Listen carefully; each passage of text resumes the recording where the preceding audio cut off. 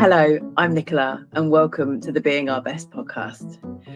I'm a coach and I have been a coach my whole career. For the last 2 decades, I've worked with executive leaders, professional athletes and people who generally want to be their best in whatever they do in organisations across the world. And I love what I do. Every day I get to stand side by side with my clients, looking at their world, and quite honestly, I'm amazed by it all they are and all that they lead. We look at what they want, we look at what they're moving towards and what that is at its very best. And we look at who they want to be and who they need to be in order to achieve that very thing, who they are at their best, how they do that and how they show up in their world as that person and the version of themselves that people want to be on the journey with too. In this podcast, I'll be talking to those leaders who, like you, have stories. Leaders who will be sharing their stories, their lives, their lessons, their learnings from all that they've been through to get to today, how they've done it, and importantly, how they've done it as their best. I hope that within these episodes, you find insight, inspiration, and a tip and technique or two.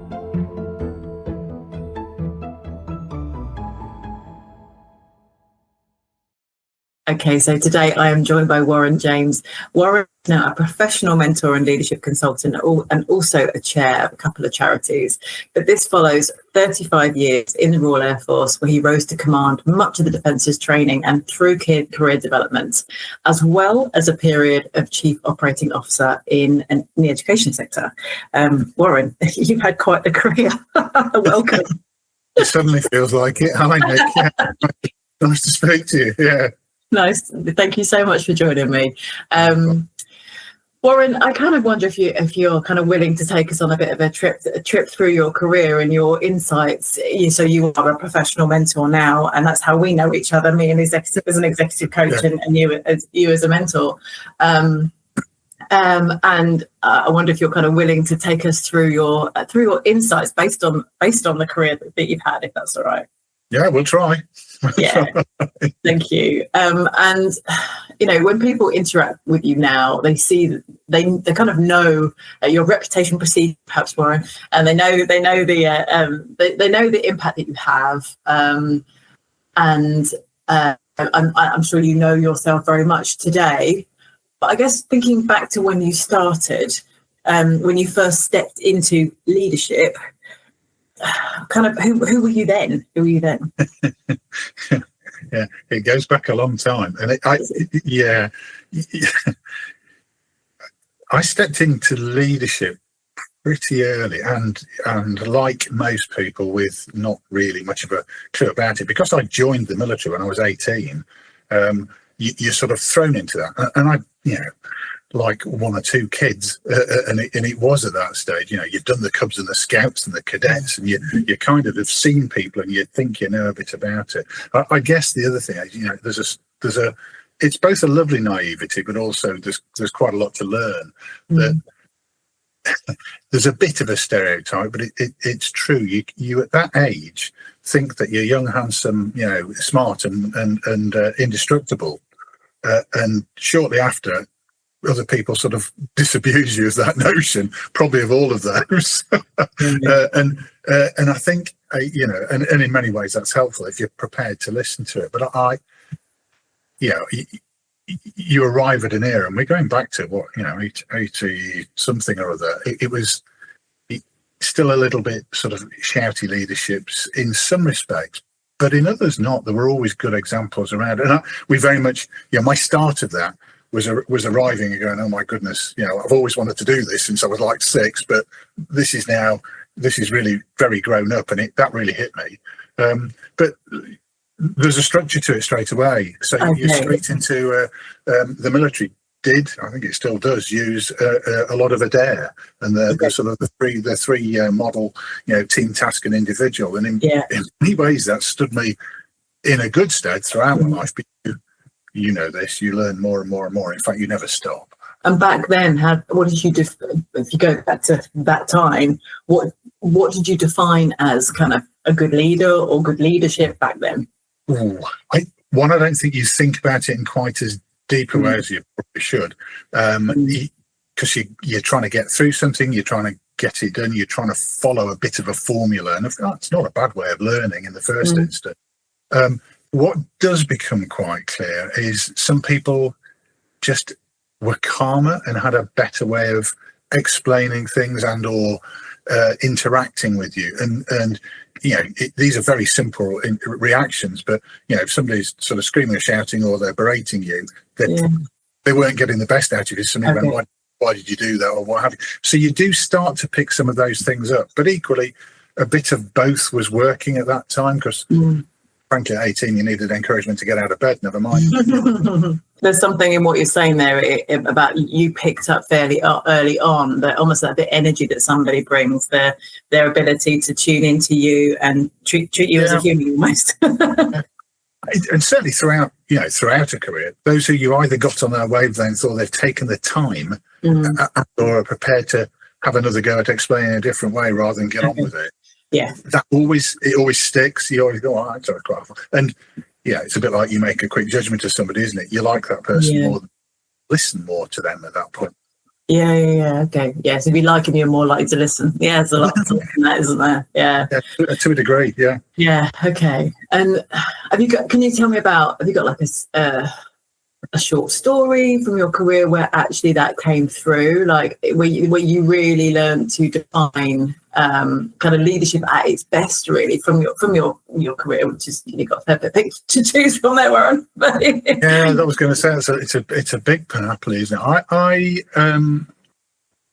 there's probably a couple of vignettes that I would use. One was relatively early on, and my flying instructor, I was not, it turns out, a natural pilot, even though that's what I wanted to do.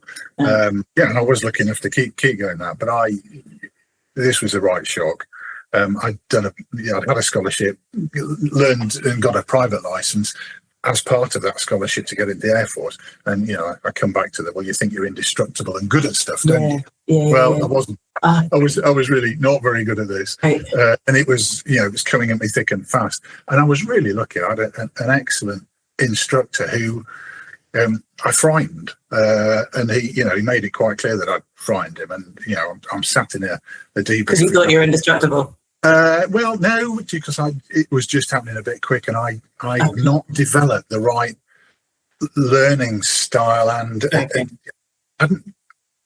I was trying to copy everybody around me, and most of them were older, and they'd already learned. They'd been to university, they learned how to cram study, they could play hard and work hard, and I was actually, that 3 or 4 years made quite a difference, and you're trying to do the same, and in fact you were picking up from them, but I didn't quite cope with it, and I ended up in a debrief where I'm really quite unhappy, and it was quite a short debrief.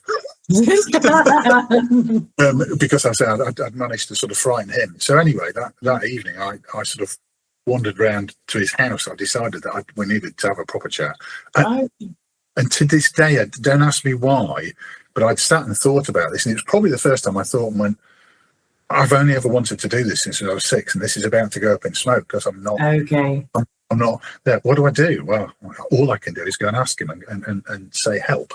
And I did. I arrived at the door, handed over a bottle of whiskey, which at the time was quite a lot, but it's cheaper than it is today. And went, I don't get it. How do I learn better? How do I do that? Well, this guy sat there, and rather than going, get out or I'm busy, and he was. He had a family, had a life. He said, come in, sit down. The family all disappeared, and we sat and talked through how I learned, how did I drive a car, how did I learn that, and it was an excellent model in patience and indeed somebody being prepared to take the time that and to listen. And although I think you go through waves and stages, you almost, that was really helpful, and it got me through. Yeah. And I've then done that again, and you sort of get better over time. But I think you do also go, well, I've cracked that. And having cracked something, you're like, great, I can do that. Well, the reality is you can do it to a degree. You always need more practice. And I think you do fall back. I think you make mistakes later. But he was instrumental in that. I think there's just two things in that as well. It's like, so there's the part that he played, but that also took you going first, didn't it? So it felt like, forgive me, it's quite a personal thing to say, but it's like there's almost a vulnerability that you demonstrated in that early years, and a self-awareness that you demonstrated to say, look, help really, which enabled him to help you, to be clear. Yes.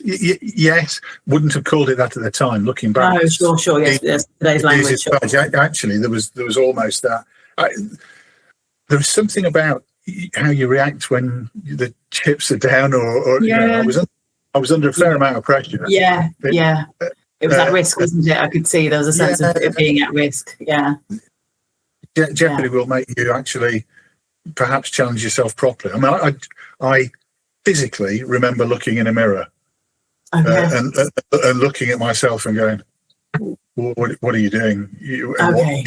What are you going to do?" I mean, I was pretty upset, and it was like, I need to do something rather than just keep doing the same. That self-awareness, that self-reflection, doing it in a mirror or sense check or whatever it is. You said there's been a few sort of growth points. Has that played a part, that self-awareness piece? Yes, because I think you get over a hurdle, and if you become confident again, or you're able to do stuff, I think that gets pushed a little bit into the background as you're capable of doing things. And the reality is you don't get all of that right. You've heard me say this before, but I think it's true of nearly anybody you talk to. You learn as much from your mistakes as you do from your success. And I've definitely made a few of those. I think it teaches you a few things that you pick up, and you kind of hold in reserve for the next time it gets a bit tough. Or when you make a mistake and go, well, would that have helped? Or why didn't I do that this time? And it's only, it's lovely, this, isn't it? It's only over time, now that I'm where I am, I'm much more conscious of that most of the time, rather than, I think when you're that age and you're ploughing on with it, it sort of bubbles up, that consciousness of what you're doing. And a lot of what we do now is to try and get people to think about that earlier. So spending time in that space is useful. And if you look back today at your career, kind of what, if you were to kind of capture a couple of nuggets that you have discovered about yourself that's important for your leadership, what would you say those things are? You talked about self-awareness already, but well, it comes to some of the things. I mean, I know that, and a lot of leaders do this. And actually, a lot of leaders do it. The military, particularly, you try to fix stuff, don't you? You're put in charge, you want to fix stuff, you want to have the answers. It feels a comfy space to, I've been put in charge. And even if you've got that doubt, and anybody who tells me they don't have imposter syndrome, I think is lying. We all have moments of doubt. and they're a good thing. But you kind of want to have the answers and want to have the ability to do that. And as well as that, I know that I've got quite a drive, so I'll work almost to destruction. So one of the best things I learned through that, and it comes back to that self-awareness. Middle of my career, I was lucky enough to start to have either an assistant or a PA or a deputy, where it became norm for me. The first thing was to shut the door and go, right, I know I do this. I need you to stop me. I need somebody help me help myself. Yes, but why not? And actually, if you need to shut the door and go, what did you just think you said, or what did you mean by that? And that was life changing. It was incredibly helpful to have a foil to bounce off, just to moderate my own enthusiasm. So a lot of it's born of enthusiasm. I know this to be true about you. You are an energetic, positive person. Run away with you. Sure. So you need a filter or a moderator on that, and having somebody to go, are you sure, or what was? Can you explain that again? Because you may not have been clear. You start to make assumptions as well, and certainly if you get to a logic, and this is blindingly obvious. It's obviously what we should do. Well, that's only your view, isn't it? That doesn't necessarily mean that it's going to land that well, and particularly if you don't communicate or remember to communicate as clearly as needed for the audience rather than for what you're used to. then So there's something about sort of self-awareness of your own beliefs, and actually they're your truth, but they're not the truth. And actually, it's how. And I kind of knew that, but it's actually only in the last sort of 5 years where that's been spelt out. Literally, as I've left, people go, "Well, that's what's happening." Yeah. When have you been most proud? When you think about, I'm kind of keen to hear about your achievements, really, not from a self-promoting way, but like seriously, when you think about when you look back, what are some of the things that you've been like so very proud of, as you recall it? What are the moments for you? Yeah. We're dreadful self-promoters. We always talk about we, not I, if we can help. And that comes of it being a team sport. It's rather like real sport, the military. It doesn't work without everybody doing it. But there are a couple of opportunities because you're in that sort of position of command. You can actually influence certain things. There's definitely a couple in there across the career, and later on where you actually have enough influence or enough say or enough autonomy to be able to go, can we give somebody else that freedom of manoeuvre, and do that? And I remember, it's a short story, I promise. Every year, not surprisingly, the Air Force celebrates the Battle of Britain. Of course it does. Other services will celebrate different things, but the Battle of Britain's a big deal. It's a national event, but it's something. But they nearly always were celebrated with a dinner in an officer's mess, and they were a bit exclusive and a little bit. Still, this happens, but it still goes on, by the way. But I was working with a team of execs there, and leading them, and we looked at each other and went, can we do this differently? Can we involve everybody? Can we get the local community and the dignitaries that are here to buy into what this is and how we do it? And we set off, and with help, but we gave a bunch of youngsters and said, look, our vision is to do this in a different way. Here's what we'd like to achieve. But what we didn't say to them is how we wanted them to do it. We said, give us your ideas and show us. And they came back with an amazing plan that was pretty ambitious.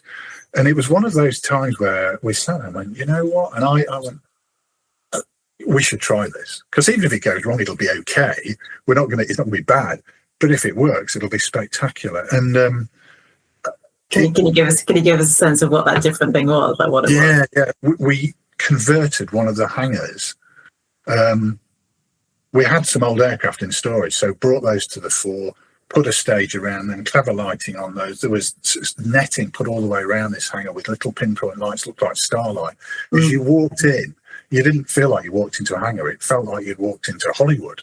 The lights on the stage and stuff, but they were all round tables, so there was no hierarchy in this. And we'd mixed up all ranks were invited, and dignitaries, and senior guests, and the mayor, the sheriff, the local farmers. There was a proper mix of people with no sort of barrier or boundary in it. It was a fabulous evening, and the buzz afterwards was extraordinary because we'd done what we said we'd do, but equally we'd empowered people and given them the opportunity to sort of show their best self and have not only a good time but actually take part in it, understand the value of it, and realise that this didn't all come from top down. It wasn't hugely hierarchical. It was never supposed to be, and indeed was for everybody. It was well worth doing, and I got so much out of that. We were able to take that forward into later tours and let people off the hook. Off the hook's wrong. Off the leash, if you like. That was often of their own making. Yeah. People believe they're constrained. Well, actually, when they're not constrained, they'll do amazing things. So something that what stands out as I listen to you is your kind of one of your kind of ways of being, and that was giving people the freedom to create. As a leader, giving people the freedom to create. We talk in leadership an awful lot, and particularly when you get into people. Yes, one of the things we should do is empowerment, and it's like it drives me mad this, because it's like, well, we'll tell people they're empowered. You can't tell them. You can give them freedom, and they have to feel it. It's a feeling. It's a belief that you can do and you're going to be encouraged to do, and you're not going to be punished for getting it wrong. You're going to learn from it and grow. Well, if you can actually make that feel real on a big scale, worth its weight in gold, that. So it does feel like a very we story, because you are ultimately liberating, and these people are free to create. I'll go back to my original statement, but it does feel very we. I just wonder, as you looked at that in that moment and you saw it all happening, what did that achieve for you personally? Seeing? Oh yeah. No, that's fair. It is we, but there's an authority there, and actually, I was the base commander. It's on you. There's me and one other, and we went. We're going to do this. So our decision was what let it happen. Actually, there is a great story. So what we also had, I actually started wandering around the units to explain what we're doing, encourage them to take part and be part of this, particularly some of the senior staff are going, this, I'm not sure about it, not sure about your vision, don't know whether it's going to work. About just before midnight, there's a small deputation of these senior folks walked up and went, can we have a word? It was like, oh, this isn't good. I thought it was going well. And they went, no, and in essence, the thing was, you were right, we were wrong. This, you've done exactly what you said. You promised it, but it's delivered, and it's brilliant. And will you keep doing it? Which was a great challenge. But actually, in that moment, it was like this. It feels right. I was proud of what the youngsters had achieved in delivering it. I was proud of the change in attitude and engagement that occurred as a result. And that's a great feeling, because you talk about being in command and seeing a result. Well, that can take an awfully long time. You saw a result. It was immediate. It was tangible. It was uplifting, and you get a lot of energy from that. I mean, that will take you forward for the next 6 months to do all kinds of things. Like, this is worth the effort, because the feedback, and it predates that. But I've always liked seeing other people being able to do more than they thought they could. I mean, as a flying instructor, one of the best feelings, it was terrifying, but one of the best feelings was climbing out of the airplane and going, right, you're now going solo, and they look at you with big eyes and go, what, you're leaving? It's like, yep, you're on your own, you'll be fine, you'll get round. You used to sit there on the ground going, oh, please don't break that. And do it right. When they came back, the sense, you could see and feel their sense of achievement. And of course, that's yours as well. You've got them to a stage where they're confident enough to go, I can do this. Yeah. And they couldn't do it before. That's wonderful. I can always hear like some values in what you're talking about. There's a massive belief in people. We have an NLP. It has a presupposition of whatever you think you are so much more than that. It's like there's kind of like there's a sentiment of like possibility and potential in what you're talking about, and what I hear within the way you approach that was by really championing people to own and create and have an exciting vision themselves, almost. Yeah, I think so. And we always used to sort of be a bit self-deprecating at a time and say it was, it's better to be lucky than good, which is funny. But of course, the corollary of that is you kind of create your luck. Yeah, quite. By doing the right thing. It won't always work, but and it won't always be to 100% of what you were hoping for, but actually better's better. Can I ask you about almost like using those values, ways of being that are you? Have you ever had an instance where that way or those way of drawing on those resources mattered? Perhaps things were uncertain, perhaps stakes were high, perhaps something, you had a problem that you had to solve, something tricky to navigate. Have you got a story where actually there's a similarity in the way that you were, but actually it really mattered in this context? Yeah, there's quite a bit, through a career like that. Everything from doing operations in different places in the world to organising them to, they definitely don't go as you plan, because else has a vote and isn't necessarily going to be quite as compliant. And equally, there's the more senior you get, the staggering amounts of it doesn't matter if it's money or activity or progression or actually resilience of an organisation that's at stake. There's quite high stakes and some pretty high risks, certainly in amongst aviation and or water adventurous training. People are actually going and learning by taking risks. They're calibrated, but at the end of the day, you aren't there with them. Early in a career, you're sat alongside somebody teaching them to fly. I get towards the end of a career, there's more airplanes doing more things with more people in them. You can possibly follow or track. You can set a tone and hope that's going to work. So, sorry, that's a bit of a roundabout way of answering your question, but I think sometimes that doesn't go right. So there's something about it. You have to be okay with the fact that you've got to be prepared and resilient enough, and indeed be able. When it's not going well, you've got to be able to adapt, and occasionally have to step up and be visible. When you've got to step out. I've got there's one particular example, and it's a really difficult one. I mean. I was, fortunate enough and proud to be responsible for the Red Arrows display team for the 3 years, towards my end of leaving, and they did some amazing things, amazing bunch of people actually, and not always that well understood. But during that time, we had a tragic fatal accident, and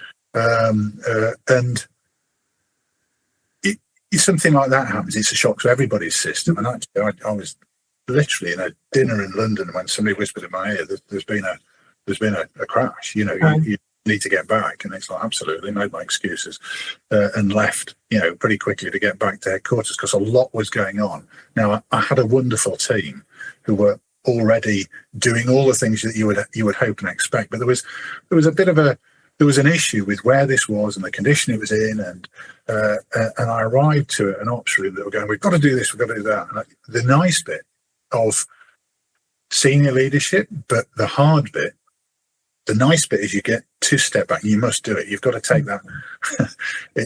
People talk about being on the balcony, don't they, or a helicopter view. Well, of course, I would absolutely talk about a helicopter view. It resonates. Let's do it. but being able to step back and watch everything and go, right, what's going on here? What really matters? And indeed, are they the right decision? People in the moment start to, they're not intentionally blinkered. They go in. They're busy. You're saying in those moments, it's a discipline to come out. You need that. So actually, the time in the car was great to think about it, and the time to get there, because it took me sort of an hour to get back to go, right, where are we? Okay. Kept being updated, and then arrived to go, we've got to do this. And I remember stepping and going, stop, just listen for a minute. We've had people hurt already. Fatally in one instance. We don't want more. Just while we're fixing this, by rushing, we could end up with more people getting hurt. That's not right. And it meant making a very difficult decision to sort of leave something in place and wait. And on the back of that, I literally got in the car the next day and went up to the squadron where they were based, and collected all of those people who were his friends and mates. Now, I'd met him, I knew him, but who were his friends and mates. And I stood in front of all of them and said, this is what happened afterwards. We don't know why this happened, but this is what happened. And I made that decision, and I did this. And if you want anybody to blame, you blame me, not a whole team who are trying to do the best, because this is what we did and this is why. And of course, by taking that quickly, you can take the steam out of something, but you learn that with all of that freedom also comes quite a lot of responsibility and accountability. It still comes back to you. Yeah, ultimately. And occasionally, and it's a reasonably extreme example, but it is one for the military. You have to step in and be counted and go, this is on me. I wasn't there, but this is what we've done, and this is why we're doing what we're doing now. And as I listen to you, there's something about you see in that moment, your role was stepping back, being able to see, helping other people step back and being able to see, and knowing very clearly what your part actually was, and the part that you had to play in that moment. Yes, I'm both lucky and unfortunate over a career that I've seen enough and been on the periphery of enough unfortunate incidents, and they could be accidents in and around, people on a road, through to stuff on operations. And I've seen both good and bad leadership from other people. And you do pick up, oh, wouldn't do that, or that was a really smart way of doing that. And I do think, I think if you're watching, you do become a bit of an amalgam of others. It's still you. There's always things to learn. The stuff that, and I did have some good role models throughout the career who did some really good things. They stepped in and took responsibility, and or stepped in and went, no, we're doing this because the why always matters. It's amazing. Very easy to forget why in the heat of the moment. So is that in the moment when it matters, it's about just being connected to that kind of that purpose, or that why. And I think the other thing with something like that, I've just recounted a story that happened 7 years ago. It sticks with you. Yeah. There's stuff that's shocking absolutely stays with you, and I think the only thing you've got to learn is not to dwell. It's to pick up and learn, because you've got to move on. Yeah. And you use it rather than it be the thing that sort of defines you. And I think that's quite important. That sort of bounceability of a leader is resilience. I've got the word bounceability, resilience. That kind of, it's a cheesy word in a way, isn't it? But it is the ability to keep going and to travel in the direction you're looking. You're looking the direction. How do you pick up and go again? Because it ain't always going to be. It's not always smooth. It isn't always going to be right. But there is going to be another tomorrow, another situation, and. If you didn't get it quite right that time, you're going to do it better next time. No. There's something about visibility and example, though, as well, isn't there? That idea of leadership, where you hear this a lot. It's like, we never see them, we never hear them. They're not a visible. It's a presence. Well, we talk about example when we go, well, we have to have empowerment, but you have to set an example. Well, you do actually have to do that sometimes. And if you don't do it right, you have to admit to that really quickly and go, I got that wrong. Now, how can I do better? There's nothing with co-opting other ideas, but it's still you. It's awareness of the part that you play, and an accountability to make the right choice in the moment, isn't it? And that requires that stepping back. I remember we had this discussion with it was one of the groups we were sort of doing a training course with. And I can't quite remember how it came up, but there's a whole idea. Well, what sort of example would you give for that? And we were trying to get there's a Christmas party coming up. That's where it was. They were talking idly about a Christmas party coming up, and a bunch of execs, and it's like half of them said, "Well, I don't go to those." And I went, "Well, can we just told that? Why? Well, I don't like it, don't this." I said, "Hang on a minute. You're a leader in this organisation, big organisation. You're a leader. You should go." Now, you don't have to stay, but you do need to be seen, and you do need to show that this is the thing that isn't. I get you might not like it, but there comes a bit of duty and responsibility with this. That's quite frightening. That's quite responsibility is a big word, actually. And I think that's one of those growth steps. And you don't get paid more for that. You don't get more kudos for that. It is one of those things of being the leader that comes with it. And and again, you don't get that right. We all have bad days, don't we? And we all have days where it's enjoy this. But I think from what you're saying, it's remembering that sometimes, well, often, maybe it's bigger than you. Ultimately it's bigger than you. So you've got to do what's right again. So thinking about the leaders who are listening to this, what's the nugget of insight or practice that you'd recommend to other leaders who want to navigate things as their best, perhaps? I think there's a phrase I tend to use that's well worth it. I think is you're doing something, we tend to get locked in a moment. We get sucked in, and it becomes everything's important. And this idea of, is it important today? Okay. Probably. Is it important tomorrow? Well, it probably is, because it's still rattling around your head. Will it be important in a week? and will it be important in a month? Because if those latter two are increasingly less true, you really ought to be going, is this important or is it really important? What are you going to die in a ditch over and why? Rather than what have you got your sort of knickers in a knot over today? Because we can all do that, and stuff can matter. But it's interesting, again, that helicopter view. Can you step back and take the couple of seconds to go, how important is this? There is a bit of a side issue that, of course, is it could be the person in front of you. How important is it to them? Because again, right now, it could be massive. But can you get to them to realise that this is just a passing phase? And it's next week, next month, it's going to make no difference. I think that's quite important. The other bits, actually, is the one thing everybody says, I never have enough time. And yet, if you have a hobby, you make the time for it, don't you? Yeah. Well, there's something about you do need enough sleep. There's something about you do need enough exercise and hydration and all. You do need to create time. And I can't remember what we call it. And I've advised all sorts of people about this in their calendars. Create a block that says it's, make a name for it that says it's this time. Yeah. And everybody used to this time. Well, actually, that time is your thinking time. It's your time to catch up. Not terribly important like everybody else thinks, but it is important. And in fact, all of those people who work with and for you, they need you to be on top of your game. So that time is really key. Make that time somehow, carve it out. I was going to ask a final question around I tend to ask all listeners about their mantra for life, and if I may, I hear a mantra for your way of leadership. It's like self-check. I'm going to ask you the question anyway in case there's anything new to come through. But it's like in all that you've said, there's something about self-awareness. There's about self-checking. There's about self-management. There's bigger picture. Looking, doing that introspection to go, is this the best right way in the moment? Which kind of seems as a bit of a golden thread in all that you've said, really, right from your 18-year-old starting in the RAF and going to your life manager with a bottle of whiskey. That self-awareness.